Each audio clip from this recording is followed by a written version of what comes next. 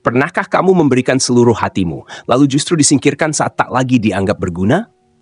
Aku seorang nenek. 3 tahun penuh, aku merawat cucuku dengan cinta yang tak terbatas. Bangun malam, memasak, memeluknya saat demam, membacakan doa sebelum tidur. Tapi di hari pertama ia masuk TK, menantuku hanya berkata satu kalimat, "Bu, mulai besok nggak usah tinggal di sini lagi." Tanpa tangisan, tanpa terima kasih. Aku hanya diam. Lalu pulang ke kampung, membawa satu koper kecil dan hati yang remuk. Tapi esok harinya, dia melihat sesuatu di rumah yang membuatnya menangis terseduh di lantai. Saat itulah semuanya berubah. Apa sebenarnya yang terjadi? Tonton kisah ini sampai akhir. Karena bisa jadi, kamu pernah menjadi saya, atau sedang memperlakukan seseorang seperti saya. Jangan lupa subscribe ke Cahaya Usia Tua, tempat di mana kisahnya nyata menjadi cermin kehidupan, dan setiap air mata menjadi pelita untuk jiwa. Namaku Sumarni, usia saya 67 tahun. 3 tahun lalu, saya meninggalkan kampung halaman untuk datang ke kota demi satu hal, merawat cucu saya, Raihan, anak dari satu-satunya anak laki-laki saya, Iqbal. Waktu itu, menantu saya, Dita, baru melahirkan. Mereka belum punya cukup uang untuk membayar pengasuh, dan Dita juga belum siap kembali bekerja. Saya tahu mereka butuh bantuan, meskipun tak pernah langsung meminta. Maka saya menawarkan diri. Biar saya yang jaga cucu kalian. Saya sudah tua, tapi tangan ini masih kuat, kataku pada mereka. Iqbal tersenyum, tapi Dita hanya diam. Saya tak peduli. Bagi saya, melihat cucu tumbuh besar di depan mata adalah hadiah di masa tua. Hari-hari saya dipenuhi tangisan Raihan, tawa kecilnya, langkah pertamanya, dan suaranya yang memanggil nenek dengan suara cempreng yang lucu. Saya tidak pernah mengeluh. Tidak saat harus bangun malam mengganti popok. Tidak saat harus masak makanan khusus. Bahkan saat mereka mulai memperlakukan saya seperti pembantu rumah tangga, saya tetap diam. Saya pikir itu bagian dari pengorbanan seorang ibu. Tapi saya salah. Hari itu setelah 3 tahun bersama, Dita berkata dengan suara datar, "Bu, mulai besok nggak usah tinggal di sini lagi ya. Raihan udah masuk TK, saya bisa urus semuanya sendiri." Saya terdiam. Tak ada permintaan maaf, tak ada terima kasih. Saya hanya mengangguk. "Baik, saya pulang besok." Pagi itu, saya bangun lebih awal dari biasanya. Dapur masih gelap, rumah sunyi, tak ada aroma kopi. Saya mulai mengemas baju saya, tidak banyak, hanya beberapa helai daster, mukena, dan buku catatan kecil tempat saya menulis perkembangan Raihan sejak bayi. Saya melirik kamar cucu saya yang masih tertidur. Saya ingin memeluknya, tapi saya takut tangis saya pecah. Maka saya hanya berdiri di ambang pintu, menatap wajah kecilnya yang damai. "Selamat tumbuh, nak." Nenek pulang, tapi hati nenek tinggal di sini. Saya menaruh buku catatan saya di meja makan, dengan secarik kertas. "Terima kasih sudah izinkan saya jaga Raihan." Saya pulang dengan ikhlas. Saya menyeret koper saya keluar, tanpa ada yang mengantar. Tidak Dita, tidak Iqbal. Saya bahkan tidak yakin mereka peduli. Keesokan harinya, saat Dita pulang kerja dan membuka pintu rumah, ia melihat selembar kertas dan buku catatan di atas meja. Ia membaca dengan cepat, dan entah mengapa, tangannya mulai gemetar. Ia membuka halaman demi halaman. Hari Raihan belajar berjalan. Hari Raihan sakit dan saya berjaga semalaman. Hari pertama, Raihan berkata, "Nenek, aku sayang nenek." Semua saya catat. Di halaman terakhir, ada gambar Raihan. Sebuah rumah kecil, pohon, dan perempuan tua tersenyum berdiri di tengah halaman. "Ini nenek," tulis Raihan dengan tangan goyahnya. Dita tak bisa menahan diri. Ia terjatuh, menangis, dan untuk pertama kalinya, menyesal. Hari itu juga, Iqbal dan Dita membawa Raihan ke kampung. Mereka datang ke rumah saya yang sederhana. Saya sedang menyapu halaman saat mendengar suara kecil memanggil nenek. Saya menoleh dan Raihan berlari memeluk kaki saya. Saya menangis. Bukan karena sakit hati, tapi karena saya tahu cinta tidak pernah benar-benar hilang, hanya kadang disembunyikan oleh kesibukan dan ego. Dita menatap saya dengan mata penuh air. Ia menggenggam tangan saya. "Bu, maafkan saya. Saya tidak tahu bentuk kehadiran ibu. Saya tidak menjawab. Saya terima beloknya. Dan kuin Yiris bersama." Hari itu, meskipun Dita dan Iqbal mengajak saya kembali ke kota, saya menolak secara halus. Bukan karena saya masih marah, tapi karena saya mulai menyadari sesuatu. Ternyata kesepian di kampung tidak seburuk rasa tak dihargai di rumah sendiri. Saya butuh waktu, dan saya ingin mereka juga punya waktu untuk belajar menghargai, bukan hanya menyesal. "Ibu pulang ke kota nanti, tapi bukan sekarang," kataku tenang. "Biarkan dulu hati ini sembuh perlahan." Dita mengangguk, matanya masih merah. Raihan terus memeluk saya sepanjang sore. Ia menempel seperti anak ayam pada induknya. Saya tahu, cucu saya tak ingin saya pergi. Dan jujur, saya pun belum siap melepaskannya. Malam itu, saya ajak Raihan tidur sekamar. Ia tidur di pelukan saya, dan di tengah malam, ia menggenggam jari saya erat-erat. Nenek jangan tinggal di sini sendiri. Ya, aku mau sama nenek terus. Air mata saya jatuh pelan ke bantal. Saya tak bisa menjawab apa-apa selain mencium keningnya. Hari-hari berikutnya, saya kembali pada rutinitas lama di kampung. Menyiram tanaman pagi-pagi, berbelanja ke warung kecil di ujung gang, menyulam di sore hari. Tapi sejak Raihan dan keluarganya kembali ke kota, rumah saya terasa terlalu sunyi. Tak ada suara anak kecil memanggil, tak ada mainan berserakan, tak ada suara kecil tertawa di halaman. Saya mulai merasa rindu. Tapi rindu yang saya rasakan bukan hanya pada Raihan. Saya juga rindu menjadi berguna. Dulu, setiap pagi saya punya alasan untuk bangun lebih awal.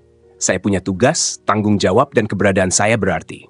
Sekarang, saya hanya seorang nenek tua di kampung yang bahkan tidak lagi dibutuhkan. Suatu pagi saya duduk sendiri di beranda. Burung-burung berkicau, angin lembut meniup daun jambu yang rontok. Tapi hati saya berat. Lalu ponsel jadul saya berdering. Itu Dita. Saya sempat ragu menjawab. Tapi akhirnya saya angkat. Assalamualaikum, Bu. Maaf, ganggu pagi-pagi. Waalaikumsalam, Nak. Ada apa? Bu, Raihan sakit. Dia demam dari tadi malam dan terus memanggil nenek. Jantung saya berdegup kencang. Apa kata dokter? Katanya hanya demam virus. Tapi dia rewel, gak mau makan, gak mau minum obat. Cuma nangis minta nenek. Saya terdiam. Di sisi lain, hati saya seakan hancur. Bu, kalau ibu bersedia, bolehkah kami jemput ibu hari ini juga? Saya tak butuh waktu lama untuk menjawab. Tunggu saja, saya naik bus pertama ke sana. Hari itu juga saya berkemas. Hanya membawa tas ransel kecil berisi 2 setel baju ganti, mukena, dan buku catatan Raihan yang masih saya simpan. Saya naik bus pagi menuju kota. Perjalanan 3 jam terasa panjang, bukan karena lelah, tapi karena pikiran saya bercampur aduk. Cemas, rindu, dan juga takut. Takut jika saya kembali hanya untuk merasa tidak dihargai lagi. Tapi begitu saya turun dari bus, saya melihat Iqbal dan Raihan sudah menunggu di depan terminal. Raihan langsung berlari ke arah saya. Nek! Ia memeluk saya begitu erat, lebih erat dari sebelumnya. Tubuhnya masih hangat, wajahnya sedikit pucat, tapi matanya berbinar. Aku kangen nenek. Saya tak bisa berkata apa-apa. Saya hanya menahan tangis dan mengelus rambutnya. Di mobil, Dita duduk di kursi depan. Ia menoleh ke belakang, menatap saya dengan mata yang sayu. Terima kasih, Bu. Sudah datang. Saya hanya mengangguk pelan. Saya datang. Bukan karena diminta, tapi karena hati saya sudah setengah di sini sejak saya pergi. Sampai di rumah, suasananya tidak lagi seperti dulu. Ada kehangatan yang berbeda. Kali ini, kamar yang disiapkan untuk saya lebih bersih, rapi, bahkan diberi bunga mawar kecil di meja. Di atas bantal ada secarik kertas yang ditulis tangan Raihan. Nenek tinggal di sini selamanya ya. Raihan janji gak nakal. Saya menangis membacanya. Beberapa hari kemudian, Raihan mulai pulih. Saya kembali mengantar dan menjemputnya dari TK. Tapi ada yang berubah. Saya tidak lagi bangun pagi untuk memasak sendirian. Kini, Dita sering menyusul saya ke dapur. Bu, saya bantu iris bawang ya. Saya tersenyum. Tumben. Ia menunduk, lalu berkata pelan, saya ingin belajar. Belajar jadi istri, jadi ibu, dan jadi menantu. Hari itu saya tahu Dita benar-benar berubah. Bukan karena rasa bersalah, tapi karena mulai mengerti arti kebersamaan. Iqbal pun mulai lebih banyak menghabiskan waktu di rumah. Suatu malam, saat kami duduk di teras, ia berkata, Bu, dulu saya terlalu sibuk cari uang. Saya kira cukup kasih makan, bayar sekolah, rumah nyaman, semua beres. Tapi saya lupa bahwa rumah yang baik itu bukan soal isi kulkas, tapi soal siapa yang membuatnya hangat. Saya menatapnya lama. Yang penting kamu sadar, Nak, selagi saya masih ada. Ia menggenggam tangan saya.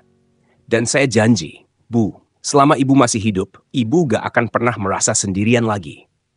Saya terdiam lama malam itu. Di usia saya sekarang, saya tidak butuh rumah mewah, tidak perlu dipuja. Saya hanya ingin dikenang sebagai sosok yang hadir dengan cinta, bukan hanya saat dibutuhkan, tapi juga saat tak ada yang melihat. Dan malam itu, saat saya menidurkan Raihan, ia berbisik, Nenek, jangan pulang kampung lagi ya. Saya mengecup keningnya. Nenek, gak akan pergi kemana-mana. Nak, selama kamu masih butuh cinta, the night Silville. Sudah 2 bulan sejak aku kembali ke rumah anakku. Kini setiap hari terasa berbeda. Bukan karena rutinitasnya berubah. Aku masih menyapu halaman, menyiapkan sarapan, menjemput Raihan dari TK. Tapi karena kini ada rasa dihargai di setiap hal kecil yang kulakukan. Dulu, aku melakukan semua itu dengan diam dan diterima dengan diam. Sekarang, setiap kali aku menyuapi Rayhan, Dita berkata, "Terima kasih, Bu." Setiap kali aku menyetrika baju Iqbal, ia berkata, "Ibu capek, biar saya bantu." Dan yang paling mengharukan, setiap kali aku berdoa malam hari, Rayhan diam-diam duduk di sampingku dan ikut melipat tangan kecilnya. Malam itu, setelah Rayhan tidur, Dita menghampiriku di dapur. Ia membawa 2 cangkir teh hangat dan duduk di sampingku. "Bu, saya ingin tanya sesuatu." "Apa itu, Nak?" "Kalau suatu hari saya tua seperti ibu dan anak saya memperlakukan saya seperti saya dulu memperlakukan ibu, apa saya pantas menerimanya?" Aku terdiam. Pertanyaan itu datang dari hati yang penuh penyesalan. Saya tidak akan bilang kamu pantas, Dita. Tapi saya harap kamu tidak akan pernah mengalaminya. Karena orang yang belajar dari kesalahan layak mendapatkan kebaikan yang baru. Ia menangis lagi. Tapi kali ini bukan karena rasa bersalah, melainkan karena kelegaan. Suatu siang, Rayhan pulang dari sekolah dengan membawa sebuah gambar. Ia menunjukkan dengan bangga. Ini keluarga Rayhan. Ada ayah, ibu, Rayhan, dan nenek. Gambarnya sederhana, tapi cukup jelas. Aku digambarkan berdiri paling tengah dengan senyum besar dan hati di atas kepala. Kenapa nenek di tengah? Karena nenek sayang semuanya, dan semuanya sayang nenek. Hatiku terasa penuh. Di usia senja ini, aku akhirnya mengerti. Bukan soal tinggal di rumah siapa atau siapa yang menyediakan makanan. Tapi soal di mana hatimu dianggap berharga. Pernahkah kamu merasakan seperti saya? Mencintai tanpa dihargai, lalu diam-diam memilih pergi, tapi kadang kepergian yang sunyi justru membuat orang sadar siapa yang sebenarnya paling mereka butuhkan. Jika kamu pernah mengalami hal serupa, tuliskan di komentar. Karena di cahaya usia tua, setiap kisah kita bisa menjadi pelita bagi sesama. Aku tak tahu sampai kapan aku bisa tinggal di sini. Waktu tak pernah bisa ditebak. Tapi hari ini, aku hidup dengan damai. Luka di hatiku memang tak bisa hilang begitu saja. Tapi kini, luka itu tak lagi bernanah. Karena ia dirawat oleh cinta dan pengakuan. Aku tidak lagi menjadi pengasuh cucu. Aku adalah ibu. Aku adalah nenek. Dan aku adalah bagian di keluarga ini. Bukan sebagai beban, tapi sebagai cahaya kecil yang tak lagi dianggap padam.